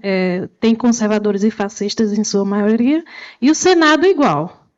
Eu venho acompanhando, eu era mais otimista quando Lula venceu essa última eleição, mas eu venho acompanhando o governo e eu vejo a dificuldade imensa de mudanças. E muitas coisas eu vejo que o governo não está conseguindo avançar. Muitas coisas mesmo. Há exemplo das gestões bolsonaristas nas universidades e nos HUs. Permanece praticamente inalterada. Então, assim, com sua experiência, professor, você consegue vislumbrar talvez até um ensaio de um novo golpe? Eu tenho esse medo, esse receio muito grande por perceber que o governo do Executivo não está conseguindo avançar com praticamente nenhuma pauta. É isso. Obrigado, Raquel. Obrigada. Dani. Então, Professora Daniele. Boa tarde, sou a professora Daniele, do curso de Serviço Social. Cumprimentar o professor Valério, o professor Marcelo. Então, eu teria algumas colocações, assim, muito, em alguma medida, dialogando também com algumas falas anteriores, sobre a ascensão da nova direita, né? Quando você consegue enxergar isso na conjuntura política brasileira, né, em que momento realmente foi o estupim ali dessa extrema-direita, que em grande medida está representada aí pelo movimento Brasil Livre, enfim, uma juventude aí muito aguerrida, mais no sentido reacionário mesmo. Outra questão interessante, quando você didaticamente estava falando, né, que não conseguia enxergar muitas disputas, né, no campo da política, eu não sei se eu não compreendi bem, esse sentimento eu pude perceber, né, na minha família, dar um exemplo aqui singelo, mas eu fiquei surpresa com como as pessoas se engajavam nessa disputa de esquerda-direita, como o ódio também penetrava nas relações interpessoais. Eu acho que isso é um dado, um elemento importante, e que as pessoas se envolviam mesmo com opiniões da política e do futebol, como você bem colocou. Então, eu pude perceber que eram brigas assim, mediadas pelas redes sociais. Eu acho que é um elemento importante também aí nessa conjuntura. Outra colocação também que eu acho interessante é saber sua opinião sobre esse sujeito revolucionário. Você, na sua fala, você dá ênfase, né, a vários sujeitos históricos importantes com lutas históricas na conjuntura brasileira, mas como você enxerga isso? E, por fim, que meu tempo se esgotou, uma curiosidade, que é com relação ao título do seu livro, né, Labirinto Revolucionário, ou Reacionário, Reacionário. E aí é dentro dessa perspectiva mesmo do sujeito revolucionário, por isso que eu estou tão interessada em saber essa sua saída, né, desse labirinto em que a conjuntura brasileira se impôs. Acho que basicamente isso. Muito obrigada. Obrigado, Dani. Professor Tavares é o nosso último inscrito. Boa tarde a todos. Quero cumprimentar o professor, que eu conheço já bastante de lives do DCM e o Fórum, a revista Fórum, sobretudo. E eu queria pedir desculpas a todos aqui, porque eu gostaria de fazer uma pergunta ao professor, que ele pudesse ajudar-nos a esclarecer, uma questão premente, uma questão urgente, diria até, com relação a esse massacre que está havendo na Palestina agora. E justamente eu queria que o senhor pudesse nos dizer alguma coisa com relação a essa relação da esquerda brasileira com o apoio à causa palestina. É essencialmente isso, porque, do meu modo de ver pessoal, eu queria dizer que, desde muito cedo, eu escuto histórias, eu leio, eu vejo filmes, muita coisa sobre a Shoah, né, sobre o Holocausto aos judeus. E depois a gente, nesse intervalo do Shoah até esse momento atual, a gente teve alguns massacres muito violentos, muita violência na África, em outros lugares. Mas, pessoalmente, eu acho que a gente nunca chegou ao ponto em que nós estamos agora. Não é? Que é uma população de 2 milhões de habitantes sendo bombardeada diariamente. E a sociedade humana, eu acho que a gente está num ponto de inflexão total. Quer dizer, ou a gente vai se destruir inteiramente como civilização, ou não sei o que fazer. E diante disso, qual a posição nossa das chamadas esquerdas brasileiras? Porque eu escuto o Breno Altman, eu escuto o Braga, né, Glauber Braga, e eles estão apontando, eu estou achando, para uma direção correta. É isso, professor. Obrigado, Tavares. Primeiro eu quero agradecer a disciplina das pessoas. Lógico que isso está relacionado ao limite do horário, né, mas por terem respeitado facilitou muito minha vida. Mas eu quero destacar uma coisa importante, né, e isso tem a ver com um pouco que eu conheço da militância com o Valério, da honestidade intelectual, Valério, e não há nenhuma tentativa de valorizar teu passe, ou mesmo fazer missa de corpo presente, mas a honestidade intelectual, reconhecer, inclusive, que na análise inicial do processo que se desenvolveu, né, desde as jornadas de julho até o golpe, né, havia muita dificuldade de decifrar aquele processo. E você reconhece isso, acho que essa é uma honestidade, primeiro, algo absolutamente fundamental, né? Inclusive tenho dito com vários companheiros onde a gente milita, de que essa é uma característica importantíssima de um militante, né? De ter a autocrítica, de ter a capacidade de dizer, olha, a esquerda brasileira errou nessa análise, né? Não me parece ser o caso de exigir uma autocrítica pública disso, mas de saber que nós erramos na análise e, por isso, a nossa ação foi errada, mas de que é possível, com as lições recentes, nós agirmos, né, melhor. Isso. Então, vou te passar para que você possa fazer os comentários, lógico, reconhecendo que o limite do horário obriga a ser telegráfico em várias questões, assim como os colegas foram, mas dizer da enorme satisfação de tê-lo aqui e poder fazer esse diálogo que mostra aí pelas intervenções e os temas tão importantes. Obrigado, Marcelo. É o elogio mais importante. É exatamente isso, a honestidade. Ser honesto, muito importante na vida.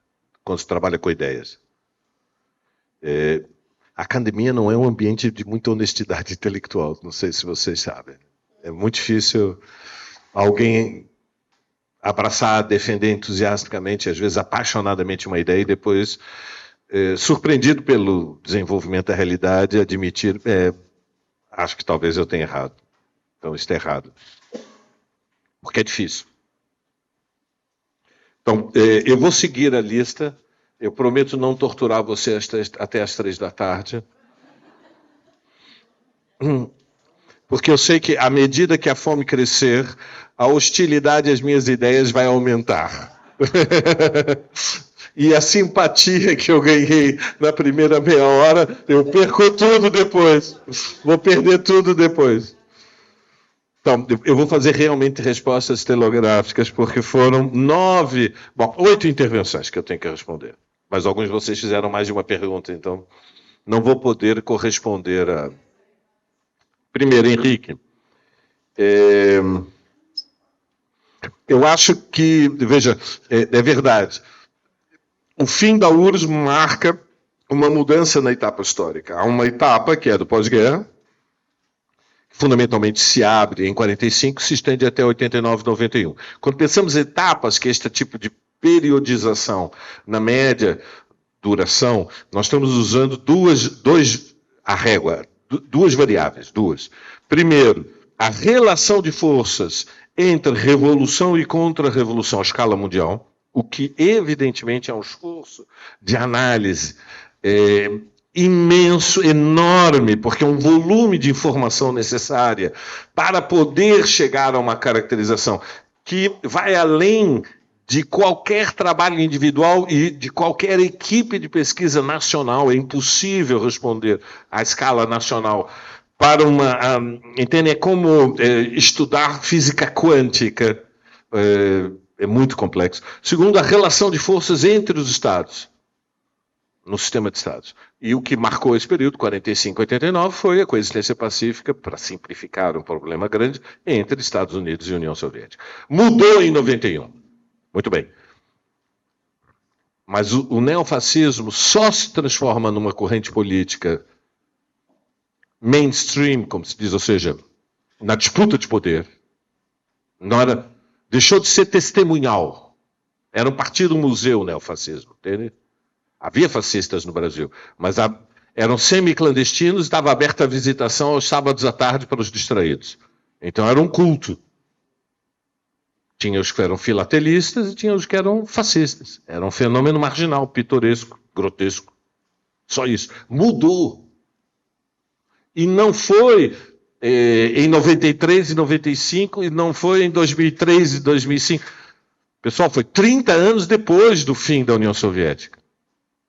Então, claro que a inexistência de um país que represente uma esperança, uma expectativa de que haja uma transição ao socialismo, dificulta a luta da esquerda mundial, mas não explica o neofascismo. Não explica. Segunda questão. Paulo, qual é o papel da esquerda hoje? O papel da esquerda é impedir que os neofascistas voltem ao poder. Essa é a primeira tarefa. Não é a única, mas é preciso saber qual é a primeira. Por quê? Porque a esquerda anticapitalista está dividida entre os que entraram no governo Lula e se submetem à direção do Palácio do Planalto e calam. Quando Lula faz o acordo com o Lira, quando Lula indica ministros do Centrão, como o Celso Sabino ou Chuchuca, eu não aprendi o nome dele, Fufuca, do Maranhão. Né? O segmento que acha que o papel da esquerda é ser a oposição de esquerda, ou seja, se posicionar diante do governo Lula 3 como se estivéssemos há 20 anos atrás diante do governo Lula 1, ignorando que a oposição é dirigida pelo Bolsonaro, que está livre, leve e solto e ninguém sabe se vai ser preso. E só foi condenado como inelegível. Então você tem uma esquerda anticapitalista, uma esquerda radical, que entra no governo e silencia diante das escolhas do Lula, que tem sido, como vocês sabem, governar frio, não se apoia na mobilização. Tem a esquerda que vai para a oposição radical.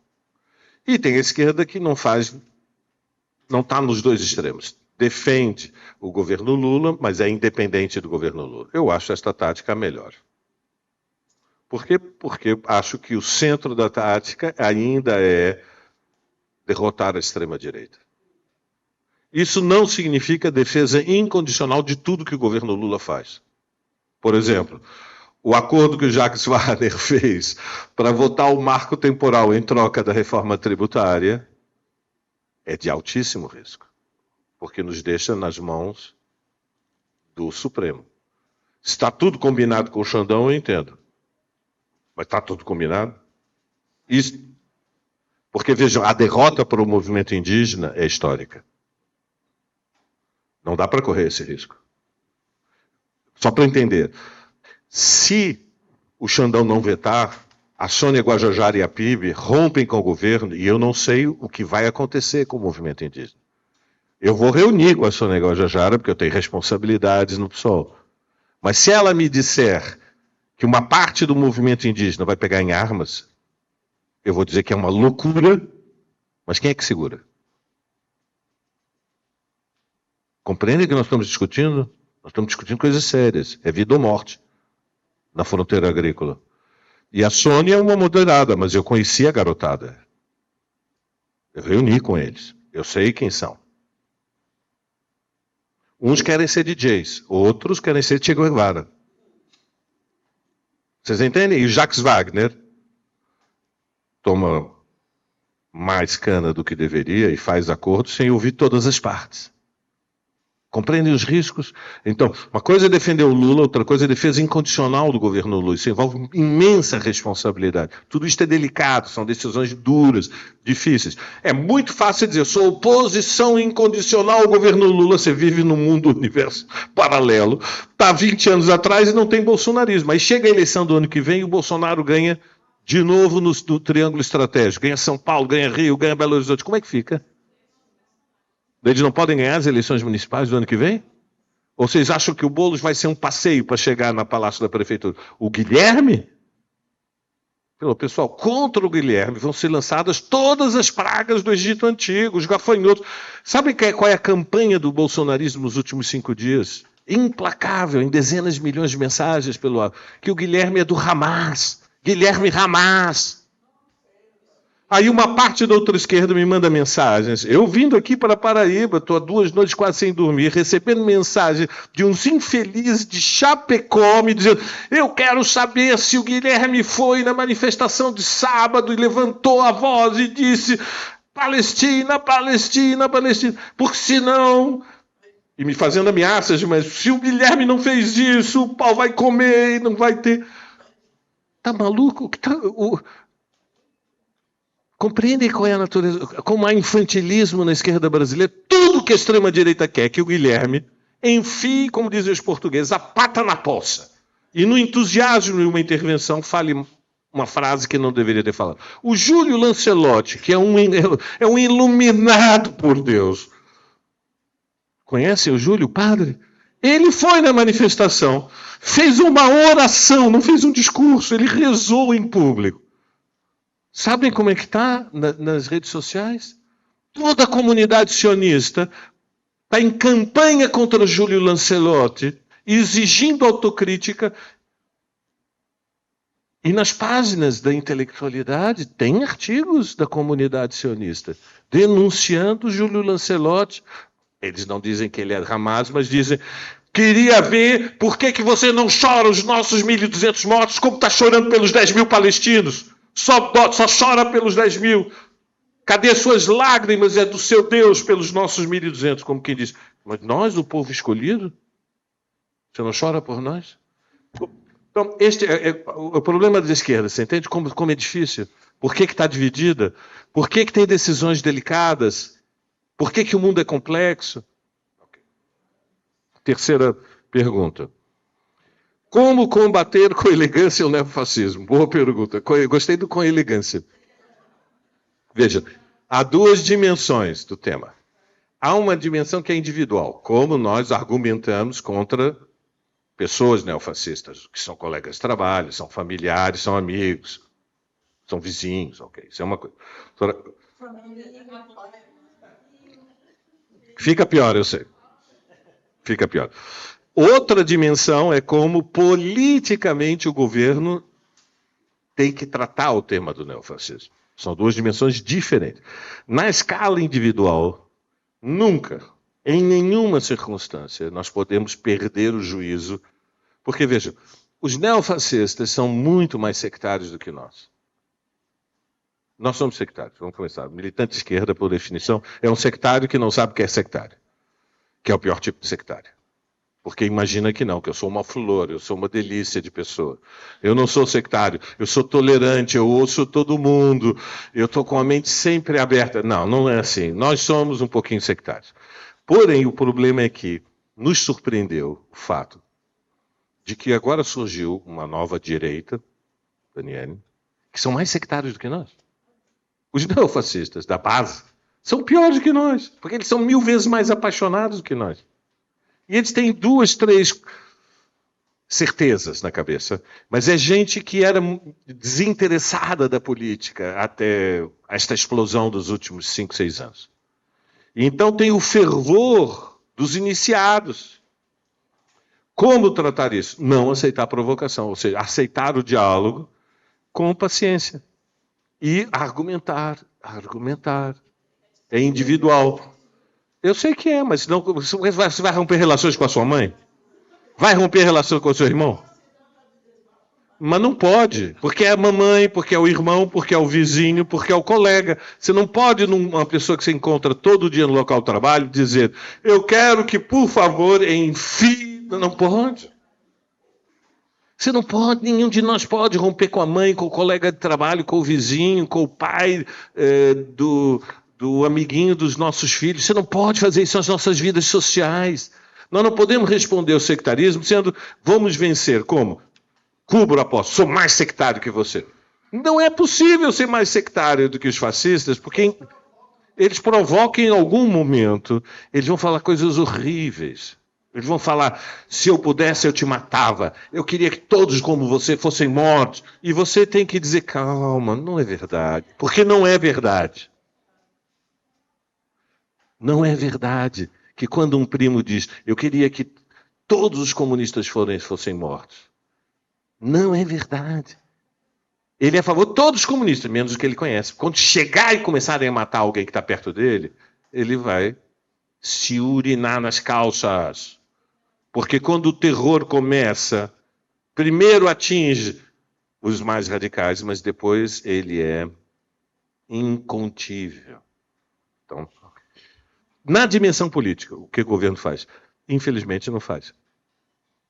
Quer dizer, o governo tem muito pouca iniciativa contra a extrema-direita. A rigor, nós temos que, não espalhem, isso agora é só entre nós aqui e a internet e os milhões que estão nos ouvindo, em um petit comitê, nós temos que agradecer ao Supremo Tribunal Federal e as votações do Supremo, porque se não fosse o Supremo, nós nos salvaram. Vamos falar as coisas como são, gente. Porque o governo não tem iniciativa contra a extrema-direita. Então, o que é iniciativa? Iniciativa é se apoiar também na mobilização. É proibido isso? Não, não é. O Petro não faz na Bolívia, na Colômbia. Faz. O governo Petro se apoia na mobilização.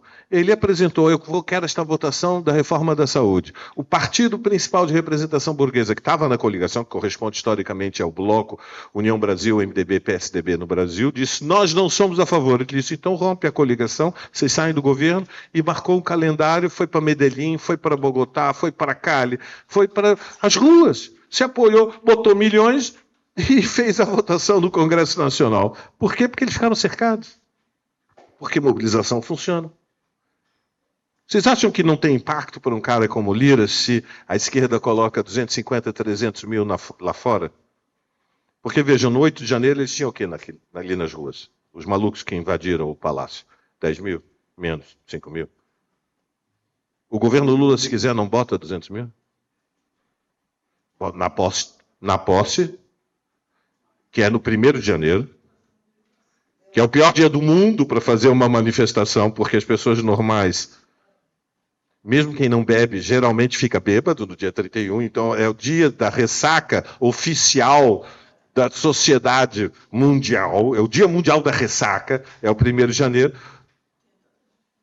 e tinha entre 150 mil e 200 mil, não sei, os números, a imagem aérea permite por metro quadrado, mas é mais de 100 mil. E foi tudo auto-organizado, imagina se o governo bota parado. Mas isso envolve romper o pacto da governabilidade a frio com o Lira. São escolhas. Tá bom. Muito mais rápido. Se Trump não tivesse sido eleito, Bolsonaro teria sido eleito. Nunca saberemos, porque é um contrafactual. Nunca poderemos responder. É um contrafactual. É uma ideia interessante, é uma hipótese. Eu não creio que seja tão claro. Claro que favoreceu o Bolsonaro o fato do Trump ter sido eleito. Mas havia uma dinâmica própria de radicalização de uma fração burguesa, fundamentalmente ligada ao agronegócio, e de camadas sociais da pequena burguesia. A pergunta do Baltazar, que é uma das mais difíceis. Veja, o fascismo histórico foi interpretado pela maioria dos marxistas, há polêmicas, mas a maioria marxista interpretou o fascismo histórico como uma reação ao triunfo da Revolução Russa. Ou seja, para impedir novas revoluções de outubro, surge um movimento de extrema-direita que quer impor a derrota histórica. A classe trabalhadora. Muito bem.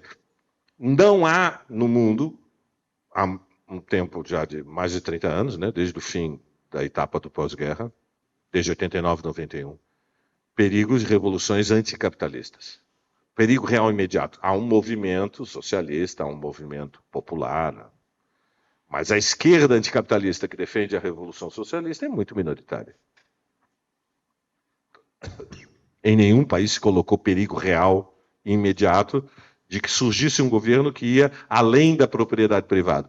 O Syriza chegou ao poder e ameaçou ir além do neoliberalismo, que não é a mesma coisa que ir além da propriedade privada. E foi derrubado. Portanto, o fascismo não responde ao perigo da revolução proletária. Uma parte da esquerda radical pensa que responde, que é exatamente como nos anos 20 e 30. É um erro profundo de análise. Não é. É neofascismo, mas o perigo que ele responde não é a iminência de uma revolução anticapitalista. É o perigo de que reformas do capitalismo, ou seja, direitos que foram construídos ao longo dos anos 50, 60 na Europa, nos Estados Unidos, depois nos anos 80 e 90 e 2000 na América do Sul, se consolidem. Por isso, quando eu discuti, apresentei para o meu segundo tema, lembra? O que é o neofascismo? O plano é a derrota histórica. Por quê? Porque eles são contra isto. Eles, evidentemente, querem o quê? Querem que o salário médio da classe operária brasileira, dos assalariados, seja nivelado por padrões asiáticos.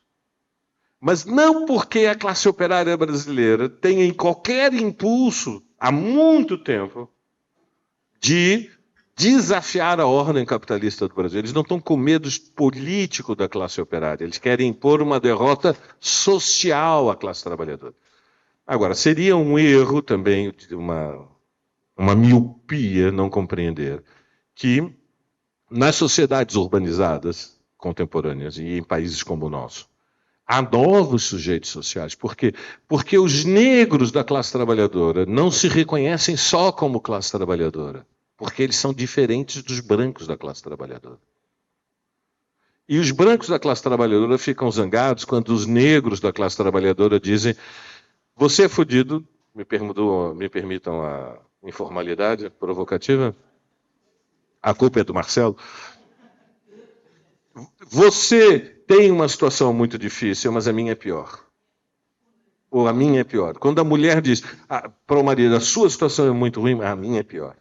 Então, quando as mulheres dizem, a minha é pior, os negros dizem, a minha é pior, os LGBTs dizem, a minha é pior, os indígenas dizem, a minha é pior, uma parte da classe trabalhadora e da esquerda, que não é feminina, que não é negra, que não é LGBT e que não é indígena, fica zangada, porque sente que a universalidade igualitarista da sua condição está sendo desafiada. É como se tivessem dito: você é explorado pelo patrão, mas é opressor contra mim que sou negro. Então a tua situação é híbrida. O patrão te explora, mas você se aproveita das tuas vantagens relativas para oprimir aqueles que são menos brancos do que você. Seus privilégios. Muito bem. A dura verdade é que é assim mesmo. Ser branco no Brasil é um enorme privilégio. Não é pequeno. Não é pequeno mesmo, entende? Só quem nunca parou para pensar é que não se deu conta. Porque se você parar para pensar, você vai lembrar desde a escola.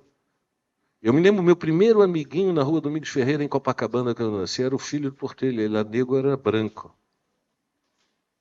Aos 9 anos eu falava 4 idiomas. Aos 16 anos eu estava na Universidade de Paris matriculado porque tinha passado do exame. Ele era porteiro do filho do porteiro de Copacabana. A vida como ela é. Compreende? Então, os neofascistas, eles não querem só aumentar a exploração da classe trabalhadora e inverter a relação estrutural de forças do pós-guerra, que existiram conquistas. Ou seja, o capitalismo fez reformas no pós-guerra para evitar revoluções, mas houve reformas. Não havia salário mínimo, passou a haver salário mínimo. Não havia aposentadorias, passou a haver aposentadorias. Não havia políticas de distribuição de renda para proteger os que estão na miséria biológica. Agora mudou, fez reformas, fez concessões. Isso não caiu do céu, foi luta social, foi para evitar revoluções também. Mas isto agora está tudo ameaçado. Então, a derrota histórica é uma derrota sobre as feministas, sobre os LGBTs, sobre os negros, sobre os indígenas, sobre os intelectuais, sobre a universidade, sobre a cultura. É neofascista em toda a linha, é contra a revolução. Não diminui ser de esquerda e reconhecer que nós temos que construir aliados entre os oprimidos. E que numa sociedade como a brasileira, a classe operária sozinha não pode derrotar os neofascistas. Entre outras razões, sabem por quê? Porque 1/3 da classe operária, na média, apoia os neofascistas. Na General Motors foi feita a pesquisa, São José dos Campos. São 5.000 operários, 40% apoiou o bolsonarismo. Na fábrica mais politizada do país, que é a Volkswagen Anchieta, 30% são bolsonaristas. Alô? Alô? Ou seja, não é a base social. O que é o bolsonarismo? Estou entrando agora no segundo tema, da pergunta do Baltazar. Em primeiro lugar, o Bolsonarismo é um movimento da pequena burguesia proprietária que tem baixa instrução no Brasil. Ele surge aí, no rancor e no ressentimento da pequena burguesia proprietária. No Brasil, ser branco e ter propriedade pequena era um enorme privilégio. O que é ser branco e ter propriedade? Quase todos os operários de origem europeia que se estabeleceram na indústria, em São Paulo, para pegar um exemplo, mas poderia estar falando de Curitiba ou do Rio Grande do Sul, em outra escala, poderia estar falando de Belém do Pará. Todos os imigrantes que eram, na sua grande maioria, camponeses, como o meu avô, meu bisavô. Camponeses. Que venderam um pedaço de terra e vieram para o Brasil e foram para Santa Catarina, os arcares. Muito bem. Eles foram trabalhar, as cidades eram pequenas, eles compraram terrenos e, com autoconstrução, construíram casas. Uma geração depois, as casas variam fortunas. Herança. Os filhos tiveram oportunidade de escolaridade que eles nunca tiveram. Passou 2 gerações, você já tem classe média. São arquitetos, são advogados, são médicos, herdaram a casa dos pais. O abismo entre os salários da alta escolaridade e os salários do trabalho manual no Brasil é espantoso. É um Everest, é um Monte Roraima, a desigualdade social do Brasil, que é única entre os países digamos que tem o estágio que nós alcançamos. Então, nas camadas médias, há milhões, para sermos mais precisos, são alguma coisa em torno de 4 a 5 milhões de pequenos proprietários, que não têm muita instrução, mas têm pequenos negócios e têm enormes privilégios. Construíram casa na praia, levaram os filhos para a Disney. Aí está o núcleo. Aí veio a Lava Jato. Aí, em grande medida, a massa da burguesia no Brasil, e é um fenômeno que repete, nesse caso, a experiência italiana, a massa da burguesia foi arrastada pelas camadas médias reacionárias, embora uma fração burguesa tenha sido, desde o início, bolsonarista, que é o agronegócio. No agronegócio, o bolsonarismo já estava implantado, eles já eram de extrema-direita quando votavam PSDB. Eles não eram neofascistas, eles eram de extrema-direita e votavam PSDB porque era um mal menor para a representação de seus interesses. E a bancada da Bala também. Bom, e aí é outro fenômeno que tem a ver com essa tragédia que é a polícia brasileira. É parte disso. Mas, digamos, é colateral. A bancada da bala é um fenômeno colateral, não tem maior importância. É um inimigo que, se nós quisermos enfrentar, não é o agronegócio. Enfrentar delegado de polícia não é um problema como é enfrentar o agronegócio. Poder de verdade está onde tem riqueza. Delegado de polícia tem armas, muito bem. Nós também sabemos usar armas. Não tenho dúvida. Nós sabemos usar armas. Se começar a dar tiros, nós sabemos dar tiros. Não tem nenhuma dúvida sobre isso. Eles sabem que nós sabemos. A vida é como ela é. Então não é o maior problema. Agora, o agronegócio. Como é que a gente segura o agronegócio? O agronegócio é 25% do PIB, pessoal. O agronegócio para o Brasil. E aí nós fazemos o quê? Tem problemas muito mais complexos. Para terminar, Daniele. Bom, a Raquel. Sim, o Nordeste elegeu, pode haver perigo de novo golpe. Não é a hipótese mais provável. Nesse aspecto, fique tranquilo. Aliás, eu escrevi um texto numa polêmica com o Walter Pomar essa semana. Um dos assuntos é justamente esse. O fracasso, primeiro, a derrota eleitoral nas condições em que ela se deu. Ou seja, eles ficaram surpreendidos com a derrota eleitoral. Estavam com uma visão... Nós também temos... Vamos falar... Vamos falar... né? Não foram só eles, ou seja, a boa parte da esquerda não entendeu a gravidade do que era. Aí eu posso falar com orgulho, eu escrevi ininterruptamente, de maio até outubro, o perigo é real, a eleição não está decidida, não subam no cavalo, está tudo ameaçado. Me lembro que 3 semanas eu escrevi um artigo cujo tema era Alerta Amarelo. Mas, enfim, o 8 de janeiro enterrou qualquer ensaio golpista. O 8 de janeiro e a reação do Supremo, né? Porque quando o Supremo prende 1.000 e começa a condenar a 16, 12, 13, 14, 16, 12, 13, 14, e a inelegibilidade do Bolsonaro, eles estão numa posição defensiva, eles têm medo de... Não podem se arriscar a uma nova insurreição.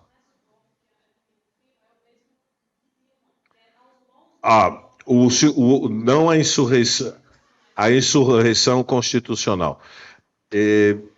Bom, eliminado o primeiro, né, a insurreição militar propriamente dita, o segundo é altamente improvável. Por quê? Porque já foi feito uma vez. E deu ruim, como diz a minha filha. Quer dizer, deu ruim. Quer dizer, na hora, o Eduardo Cunha saiu aplaudido, mas depois o Eduardo Cunha entrou em cana. Deu ruim. Por quê? Porque deu a Lava Jato e depois porque o Bolsonaro venceu e a fração paulista, que é o núcleo duro da burguesia mais rica, não é bolsonarista. Veja, quando a gente analisa a relação de forças, nós temos que analisar as dificuldades que o nosso campo tem, dificuldade de mobilização, embora eu continue achando que alguma coisa bem melhor do que estamos poderia estar sendo feito, se o Lula, né, tomasse mais iniciativa. Mas não é que está bom, não é? Se o Lula chamar para ir Brasília, vocês vão organizar alguns ônibus para ir, certo? Mas vocês vão organizar 10 ônibus, 15 ônibus. Não vão organizar 2.000 ônibus. Junto aos 3 sindicatos que se associaram para me convidar para estar aqui hoje, né, para vir do Recife, vocês alugam, com sorte, o quê? 500 pessoas, 10 ônibus. Não 1.000 ônibus. Entende? Esta é a escala. 1.000 ônibus é diferente de 10 ônibus. É impossível fazer mobilizações com 1.000 ônibus? Não, é possível, tem que ser noutra conjuntura. Começa com 10. Se dá certo, a próxima já vai ter 20. As coisas têm que ser construídas. Mas algum dia nós temos que construir alguma coisa, dar um passo e sair da inércia.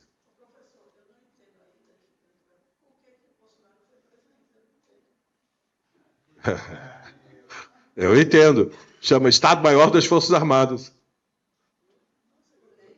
O problema do Bolsonaro, o tema central que nos estabelece um bloqueio para uma repressão impiedosa da corrente neofascista é o problema militar. Há um problema militar no Brasil. As Forças Armadas, é diferente da Argentina nesse aspecto. As Forças Armadas no Brasil entraram de corpo e alma no governo Bolsonaro, gente. O governo Bolsonaro era uma colisão da corrente militar com a corrente neofascista, propriamente dita, com o Centrão e com os liberais, do Paulo Guedes. Então, o problema é a questão militar. O novo golpe institucional, eu creio que seria altamente improvável, entre outras razões, porque, a rigor, a burguesia, núcleo paulista, né, os bolsonaristas estão na oposição, mas o núcleo paulista, que está a grande riqueza, não se ofendam, tem burgueses na Paraíba, certo? Mas se a gente fizer a Revolução em São Paulo, a gente telefona para os burgueses da Paraíba e diz: vai encarar? Vai ser por telefone a Revolução na Paraíba. Para a gente entender a relação de forças. Pelo telefone. Vocês querem encarar? Querem ir para o Paraguai? Querem ir para Miami? Como é que vai ser? Relação de forças. A fração paulista apoia o governo Lula. E esta só o agronegócio é que desafia, mas é menos forte. A maior é o capital financeiro, a grande indústria, está muito concentrada numa só cidade.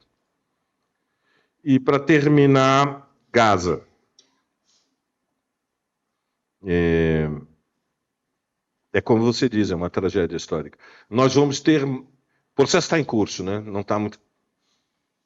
Estamos no calor dos acontecimentos. Morreram 10.000 pessoas, o último número que eu vi, mas eu estou fora do ar há 2 dias. Devem ser hoje 11.000, não sei. Mas nesta escala, 10.000. Não é o Holocausto, só para a gente entender. 6 milhões não é 10.000. Só para ter... Nós não vamos lugar nenhum dizendo que o que está acontecendo em Gaza é melhor que o Holocausto. É pior que o Holocausto. Não é. Não é honesto. Se nós queremos ganhar uma parte da comunidade sionista para o que é possível, que é um deslocamento para uma posição cessar-fogo, corredores humanitários, não ajuda a gente dizer que o que estão fazendo o Estado de Israel é pior do que os nazistas fizeram contra o povo judeu. Não ajuda, porque não é um argumento. Você não vai convencer ninguém disso. Porque qualquer jovem judeu sabe que são 6 milhões, qualquer pessoa que assiste a televisão sabe que são 10 mil. Então não vamos avançar por aí. O que está em disputa, evidentemente, é a limpeza étnica que vai ser feita em Gaza. O genocídio já está, 10 mil mortos já é genocídio. Assassinato em massa é de genocídio.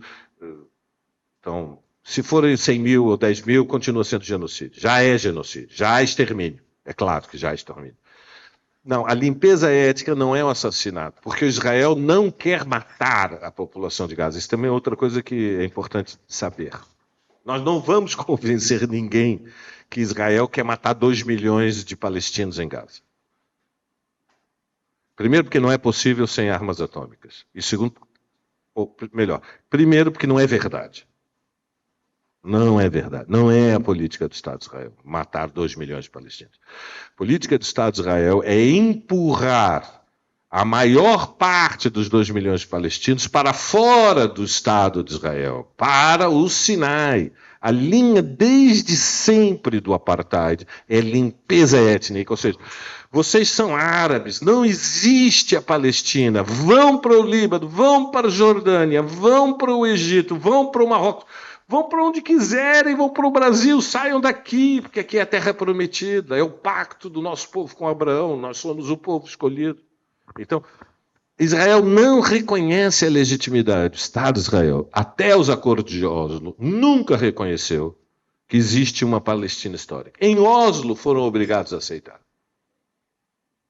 Mas Oslo foi há 30 anos atrás. Aceitaram no papel, mas nunca cumpriram o acordo de Oslo. Então, os acordos de Oslo, que reconhecem formalmente o direito a um Estado palestino e que levou o Fatah e também o Hamas mais tarde, a reconhecer o direito dos judeus terem o Estado de Israel. O Fatah era contra, não reconhecia. O Fatah reconhecia o direito dos judeus viverem na Palestina. Mas a palavra de ordem do Fatah era uma Palestina plurinacional. Viver na Palestina pode. Estado de Israel não podia. Hein? Atual, neste momento? Porque o Egito não pode deixar... Se abrir a fronteira, vai ser... Veja, primeiro vai ser uma fuga em massa, como nós nunca vimos na história. Se abrirem a fronteira diante do que está acontecendo na parte norte da faixa de Gaza, que é o horror do bombardeio inteligente, todo mundo que puder vai sair andando. Só não saem as famílias com muitas crianças, que não tem como carregá-las, e os idosos, que não tem como chegar a lugar nenhum andando. Veja, uma parte da população não pode fugir andando. Porque não tem saúde para isso. Você não pode botar criança... O genocídio armênio, sabe como é que foi? A maioria das pessoas não foram mortas porque os turcos deram tiros nos armênios. Os turcos fizeram a limpeza étnica e, empurrados pelo exército turco, a imensa maioria dos armênios morreu porque estava andando. E morreu porque ficou doente e morreu. Não foi a bala, mas foi genocídio, limpeza étnica, expulsaram eles da Turquia. Então, nós estamos diante, quer dizer, o cenário qual é o mais provável? Racionalmente, sempre a vida nos surpreende, racionalmente o Estado de Israel vai vencer a guerra militar. Quer dizer, eu também escuto, sou amigo de juventude, do Breno, não concordo em geral com quase nada do que ele diz. O Breno é muito impressionista. Então o Breno está fazendo análise do tipo, cada soldado do Hamas vale por 3 garotos israelenses que foram criados comendo bife, mamando leite e querem o bem bom. E, portanto, Israel vai entrar num pântano e não vai ter vitória militar do Estado de Israel. Ou seja, ele parte da premissa que a disposição dos palestinos para morrer, para defender o seu povo, é maior do que a disposição dos soldados israelenses de morrer para defender o seu povo. Por quê? Não tem como responder essa pergunta. Você tem que considerar muitos fatores, a força da ideologia sionista, o povo escolhido, a iniciativa do primeiro ataque ser do Hamas, mas, a rigor, não tem como responder que a coesão social do mundo palestino em Gaza é maior que a coesão social do mundo judeu dentro do Estado de Israel. Portanto, essa pergunta nós não temos como responder. Outras hipóteses do tipo, diante dessa tragédia histórica, o Irã já devia ter declarado guerra ao Estado de Israel para amarrar a mão de Benjamin Netanyahu. Se o Irã entra na guerra, os Estados Unidos entram na guerra, e é o início, não sei se da Terceira Guerra Mundial, mas de um conflito numa escalada que é imprevisível desenlace e não vai ter vitória do Irã. Veja, ninguém entra...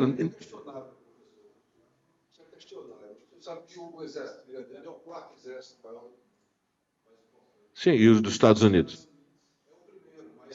Mas acabou. Não, mas acabou. Tá só, sim. Se o Irã entrar na guerra, está completamente só. Não entra ninguém do lado do Irã. Vai entrar quem? O Paquistão vai entrar do lado do Irã? Tá maluco?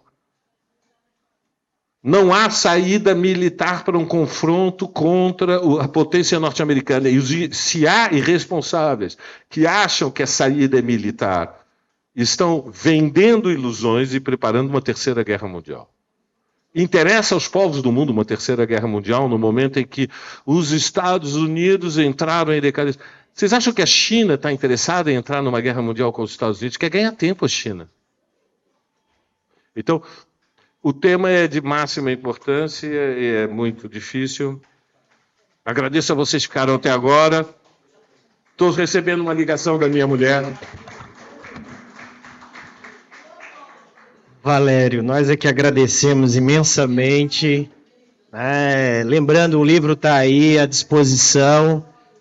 E agradecer a paciência, a colaboração dos 3 sindicatos, a ADUF, Sintef, Sintesp.